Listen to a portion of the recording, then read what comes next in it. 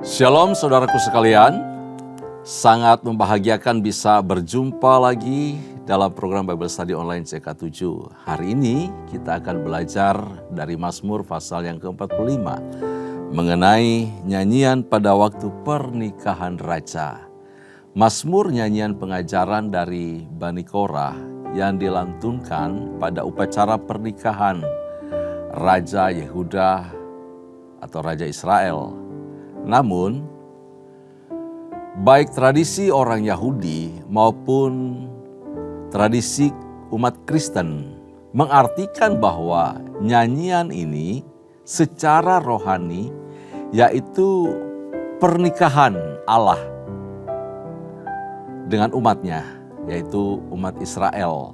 Dan bagi kita umat perjanjian baru, ini merupakan pernikahan dari Raja Mesias, Yesus Kristus Tuhan kita dengan gerejanya, dengan jemaatnya. Bagaimana mutiara berharga dapat kita ambil dari Mazmur pasal 45 ini, pelajaran indah dan bagaimana hubungan Kristus dan gerejanya.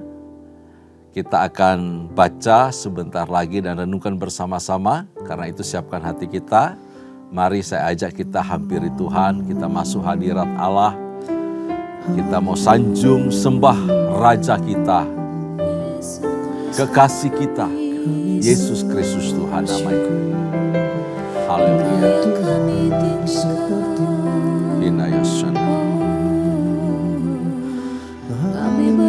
Yesusku, terima kasih. Haleluya.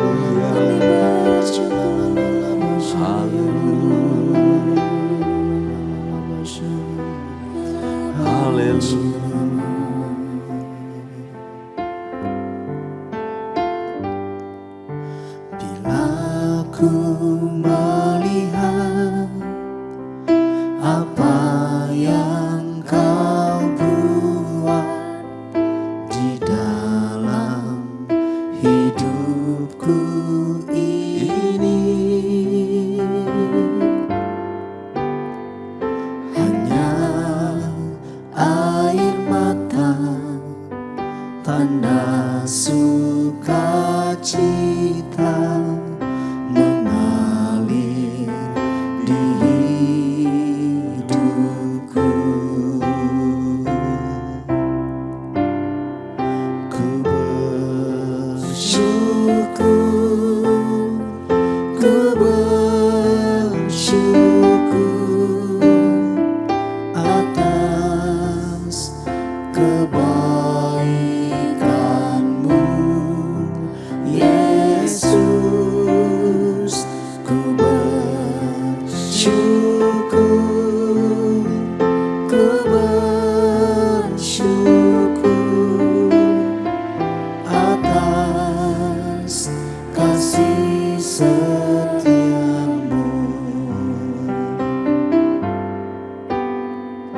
Bila ku melihat apa yang kau buat di dalam hidupku ini, hanya air mata, tanda sukacita mengalir di hidupku. Ku bersyukur, ku bersyukur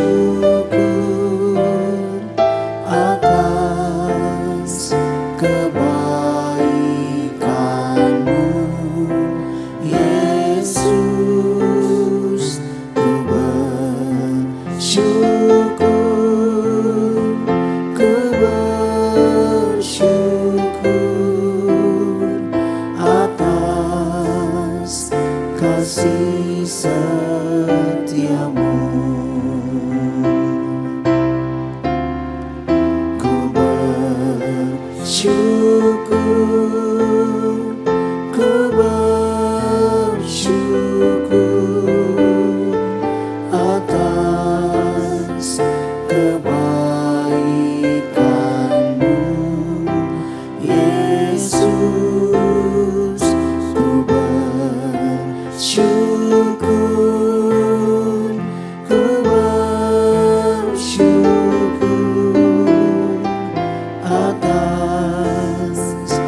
kasih setiamu.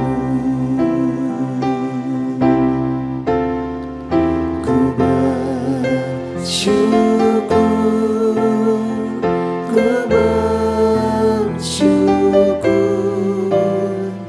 atas kebaikan-Mu, Yesus.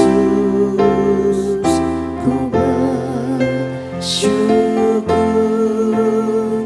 ku bersyukur atas kasih setiamu, atas kasih setiamu, atas kasih setiamu.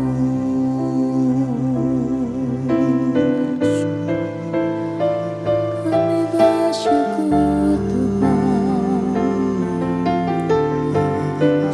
kami bersyukur kepadamu, Allah yang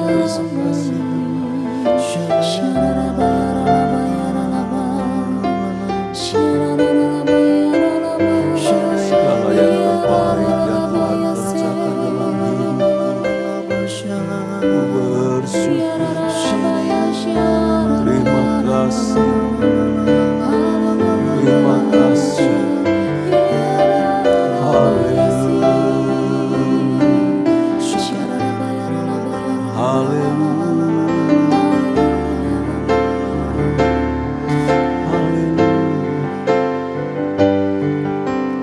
Layak dipuji, disembah, Kaulah yang bertahta dulu, sekarang, dan selamanya. Raja atas segala raja, namamu besar termulia. Layak dipuji, disembah, Kaulah yang bertahta dulu, sekarang, dan selamanya. Raja atas segala raja, namamu besar termulia.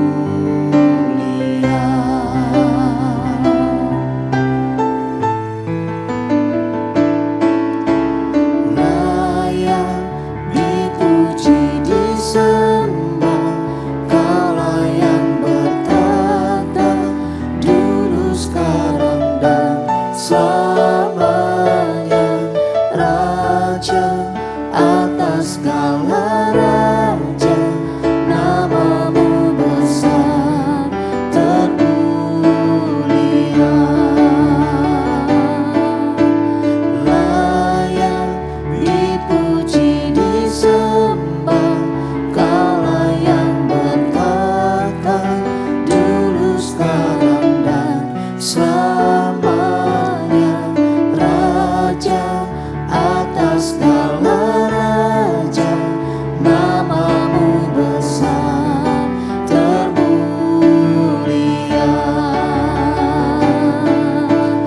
Layak dipuji, disembah, Kaulah yang bertahta dulu, sekarang, dan selamanya. Raja atas segala raja, namamu besar termulia. Namamu besar termulia. Namamu besar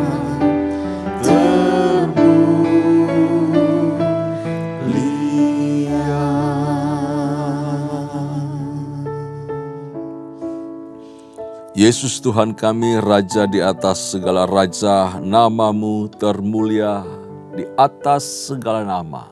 Terima kasih ya Tuhan, Terpujilah namamu, hormat, keagungan, kemuliaan, kejayaan hanya bagi Tuhan kami, Yesus Kristus namanya. Inilah pengagungan dan hormat kami dari umat-Mu atas juru selamat kami, kekasih hidup kami. Terpuji namamu ya Tuhan. Kami mengucap syukur untuk urapan-Mu, hadir-Mu di tengah-tengah kami, atas kami semua. Berkati firman yang sebentar kami baca dan renungkan, supaya membuat roh kami, iman kami semakin kuat di dalam Engkau. Demi nama Yesus Kristus Allah yang hidup, kami mengucap syukur, kami berdoa. Haleluya, haleluya, amin. Puji Tuhan, Bapak Ibu kekasih dalam Tuhan, Fatsal 45 dari kitab Mazmur ini merupakan mazmur nubuatan terhadap Mesias atau mazmur nubuat mengenai Mesias sebagai raja, dan merupakan pengakuan iman mengenai Kristus Yesus sebagai mempelai laki-laki dan gerejanya sebagai mempelai perempuan. Jadi Yesus yang adalah raja di atas segala raja digambarkan di sini dengan luar biasa. Tapi dia juga sebagai mempelai laki-laki. Penggambaran yang sangat indah dari hubungan Kristus dan gereja kita, umatnya yang adalah mempelai perempuan. Nah, jadi Mazmur ini penuh dengan kabar berita baik, kabar sukacita, kabar Injil tentang Yesus sendiri sebagai mempelai laki-laki yang kemudian meminang jemaatnya, meminang gereja. Kita ini sekarang sedang dipersiapkan sebagai mempelai perempuan. Status kita mempelai perempuan. Jadi kita mempersiapkan diri sungguh-sungguh berhiaskan segala perhiasan jiwa, perhiasan roh, untuk terus makin dikuduskan, disucikan di dalam Kristus. Supaya ketika dia datang, dia menyongsong kita, menjemput kita. Sebagai mempelai perempuannya ini, kita diterima, kita layak di hadapannya. Dan memerintah bersama-sama dengan dia tentu saja. Ketika dia duduk di atas tahta, kita berada bersama-sama dengan Kristus Raja kita. Di perjanjian baru, Bapak Ibu saudara Tuhan, ketika Yesus sedang mengajar mengenai kerajaan surga, ketika kita membaca di dalam Matius pasal 22 dan juga di dalam Matius pasal yang ke-25 ya. Ayat pertama dan ayat kedua masing-masing ayat tersebut di Matius 22 dan Matius pasal yang ke-25. Yesus berbicara mengenai kerajaan surga. Nah, ketika dia berbicara kerajaan surga, pernikahan kawin anak domba, bagaimana raja meminta dan menyongsong mempelai wanitanya atau mengundang untuk orang datang dalam pernikahan raja, maka Yesus sedang mengacu kepada Mazmur ini, Mazmur pasal 45. Yaitu mazmur untuk upacara perkawinan raja. Itu konteksnya Bapak Ibu saudara Tuhan. Lalu mengenai raja, mengenai sang raja, Yesus Kristus itu digambarkan dengan segala macam keagungan, keunggulan. Seperti apa? Mari kita baca bersama-sama dari ayat pertama lebih dahulu ya. Kita baca bagian tersebut sampai ayatnya yang ke-10 terlebih dahulu. Nyanyian pada waktu pernikahan raja. Saya akan pandu kita membaca ayat ini yang terdapat di halaman 608 buku Alkitab saya. Untuk pemimpin biduan menurut lagu Bunga Bakung dari Bani Korah nyanyian pengajaran, nyanyian kasih. Hatiku meluap dengan kata-kata indah. Aku hendak menyampaikan sajaku kepada raja, lidahku ialah pena seorang juru tulis yang mahir. Engkau yang terelok di antara anak-anak manusia, kemurahan tercurah pada bibirmu, sebab itu Allah telah memberkati engkau untuk selama-lamanya. Ikatlah pedangmu pada pinggang, hai pahlawan, dalam keagunganmu dan semarakmu. Dalam semarakmu itu majulah demi kebenaran, peri kemanusiaan dan keadilan. Biarlah tangan kananmu mengajarkan engkau perbuatan-perbuatan yang dahsyat. Anak-anak panahmu tajam menembus jantung musuh raja. Bangsa-bangsa jatuh di bawah kakimu.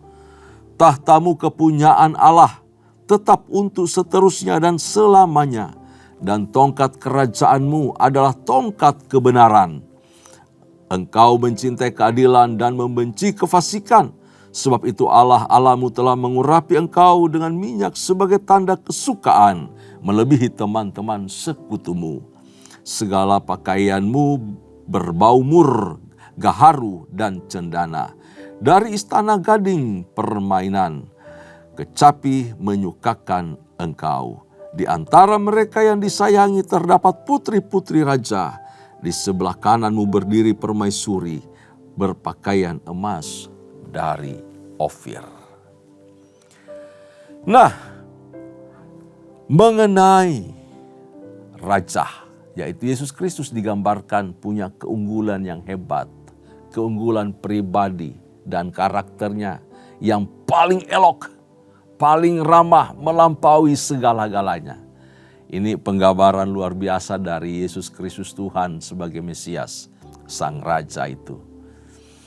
Kalau mau digambarkan sebagai raja-raja Israel secara jasmani ini nggak mungkin dan tidak ada tandingannya Bapak Salam Tuhan. Kalau mau bilang, oh itu Salomo, enggak, itu bukan Salomo. Karena Salomo tidak menyandang pedang, tidak ada peperangan, tidak ada. Kalau paling dekat ada leluhur dari Mesias, yaitu Raja Daud sendiri. Beliau masih oke. Raja Daud dalam hal penggambaran di sini masih keren, masih luar biasa. Tetapi kalau sampai kepada ratu atau pengantin, itu tidak menggambarkan istri-istri dari Raja Daud. Jadi paling pas di sini betul-betul adalah Yesus Kristus itu sendiri. Jadi kita lihat dari gambaran rohaninya bahwa raja di sini adalah Mesias, Yesus Kristus bersama dengan kita sebagai gerejanya. Kekaguman kita akan Kristus. Karena apa? Karena kelembutannya. Hebatnya di situ. Karakternya. Kita bisa lihat keagungan Kristus dari mana? Dari pengampunannya. Kemurahan hatinya. Dari kasihnya yang begitu luas, begitu besar. Yang tak terukur, tak dapat diselami dalamnya. Segala anugerah yang indah, yang baik, yang termanis yang disediakan Bapa diberikan kepada kita melalui Kristus Yesus dan demi Dia untuk kemuliaannya. Bapak Ibu boleh baca bagian tersebut di dalam Efesus pasal yang pertama ayat yang ketiga. Bahwa segala kekayaan di surga disediakan dan diberikan kepada kita, kepada gerejanya, umat tebusannya, milik kepunyaannya. Melalui Kristus Yesus Tuhan kita. Ini hal yang sangat luar biasa kita lihat dari Sang Raja Yesus Kristus. Lalu bukan cuma penggambaran mengenai keagungan yang di ayat 3 dan sampai ayat yang keempat itu. Dilanjutkan berikutnya di ayat yang kelima sampai ayatnya yang keenam. Itu ada sebuah penggambaran luar biasa mengenai kemuliaan. Kemuliaan dari raja di atas segala raja. Ya. Bagaimana pemerintahannya, bagaimana kebenarannya itu nyata sekali di dalam bagaimana dia memerintah. Cara dia memerintah. Lalu kemegahan dari istana, tempat dia memerintah, tempat dia berkuasa. Dia duduk di atas tahtanya. Digambarkan bahwa ia adalah seorang penakluk, raja penakluk. Segala musuh-musuh ditaklukkan di bawah kakinya. Bangsa-bangsa jatuh di bawah kakinya dan sujud menyembah kepadanya. Itu keren sekali. Kristus Yesus menaklukkan musuh. Yesus Kristus menaklukkan bangsa-bangsa. Semua dibawa kepadanya dan menjadi milik kepunyaannya. Bukan karena mengeluarkan pedang jasmani, pedang secara fisik, dengan kekerasan, dengan perang. Tidak sama sekali. Tetapi dengan keagungan karakternya itu, pengampunan, kasih setia, dengan anugerah, dengan kelemah lembutan itu dia menaklukkan musuh. Ingat perkataan dari seorang penakluk Eropa, penakluk dunia, Napoleon Bonaparte.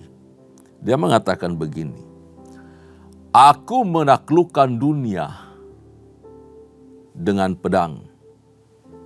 Tetapi ada seorang penakluk yang menaklukkan dunia ini melampaui semua para penakluk yang pernah hidup di muka bumi, yaitu Yesus. Dia menaklukkan dunia dengan kasih, dengan kelemah lembutan, dengan kemurahan, bukan dengan pedang, bukan dengan kekerasan, bukan dengan perang, tetapi dengan kasih. Ia berkorban untuk kita. Itu raja yang hebat. Kita diselamatkan dari kuasa dosa, kuasa maut. Kita diselamatkan dari kebinasaan kekal oleh karena kasih-Nya. Dia menaklukkan kuasa dosa, musuhnya yaitu si iblis, dan menyelamatkan kita sebagai mempelai wanitanya dari kuasa dosa dan maut. Dia bawa kita, dia bersihkan kita, dia sucikan kita supaya kita layak di hadapan Dia. Nah, berikutnya keagungan, kemuliaan, lalu kemudian bicara mengenai kualitas dari mempelai perempuan digambarkan sini dengan sangat baik, sangat indah. Bahwa gerejanya itu harus memiliki sebuah komitmen untuk meninggalkan dunianya dan fokus kepada raja saja. Coba perhatikan Bapak Ibu saudara Tuhan ya. Kita sekali lagi baca dari ayat 7 dan seterusnya. Tahtamu kepunyaan Allah tetap untuk seterusnya dan selamanya. Dan tongkat kerajaanmu adalah tongkat kebenaran. Engkau mencintai keadilan dan membenci kefasikan. Sebab itu Allahmu telah mengurapi engkau dengan minyak sebagai tanda kesukaan melebihi teman-teman sekutumu. Segala pakaianmu berbau mur, gaharu, dan cendana. Dari istana gading permainan kecapi menyukakan engkau. Di antara mereka yang disayangi terdapat putri-putri raja. Di sebelah kananmu berdiri permaisuri berpakaian emas dari Ofir. Ayat 11 sampai 13. Dengarlah hai putri, lihatlah dan sendengkanlah telingamu, lupakanlah bangsamu dan seisi rumah ayahmu. Biarlah raja menjadi gairah karena keelokanmu, sebab dialah temanmu, tuanmu, sujudlah kepadanya. Putri Tirus datang dengan pemberian-pemberian. Orang-orang kaya di antara rakyat akan mengambil muka kepadamu. Ini penggambaran yang sangat elok. Baik sang raja yang begitu harum, begitu indah, begitu mulia. Nama Yesus nama terindah, termanis, termulia. Rama raja di atas segala raja. Tetapi perhatikan penggambaran dari sang putri atau pengantin perempuannya. Diberitahu bahwa dia harus meninggalkan Daerah Tirus itu penggambaran mengenai kejahatan, mengenai penyembahan berhala, mengenai dosa. Itu Tirus. Jadi pengantin perempuan diambil dari lumpur dosa. Gerejanya diangkat, diselamatkan dan dipulihkan. Dibersihkan dari dosa. Ditahirkan. Kita menjadi pribadi yang baru. Karena itu kita harus meninggalkan kehidupan lama, dunia lama, Tirus kita. Dosa, kejahatan kita, penolakan kita akan Allah. Dan sekarang kita berhadapan dengan yang menyucikan kita. Kita menjadi milik kepunyaannya. Kita harus fokus kepada Dia. Untuk sujud menyembah kepadanya saja. Beribadah hanya kepada Tuhan. Kita harus mengenakan jubah kemurnian hari lepas hari. Jubah kekudusan berhiaskan emas dan perak permata. Yaitu perhiasan jiwa, perhiasan roh. Perhiasan manusia.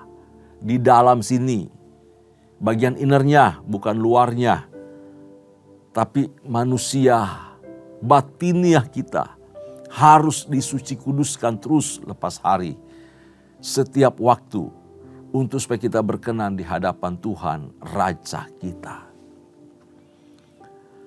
Dan Raja pada akhirnya mempercayakan kepada kita keturunan demi keturunan, anak-anak rohani, anak-anak ilahi. Walaupun kita punya anak-anak secara jasmani, anak-anak itu adalah anak-anak ilahi, keturunan-keturunan ilahi, anak-anak milik kepunyaan Allah, anak-anak yang hormat, takut akan Tuhan. Tujuannya apa? Untuk memasyurkan namanya, memasyurkan Yesus Kristus di dalam kehidupan kita. Bapak Ibu kasih dalam Tuhan, di ayat yang ke-14 dan seterusnya, mari kita baca bagian tersebut. Keindahan belaka putri raja itu di dalam pakaiannya berpakankan emas, dengan pakaian bersulam berwarna-warna ia dibawa kepada raja. Anak-anak darah mengikutinya, yakni teman-temannya yang didatangkan untuk dia.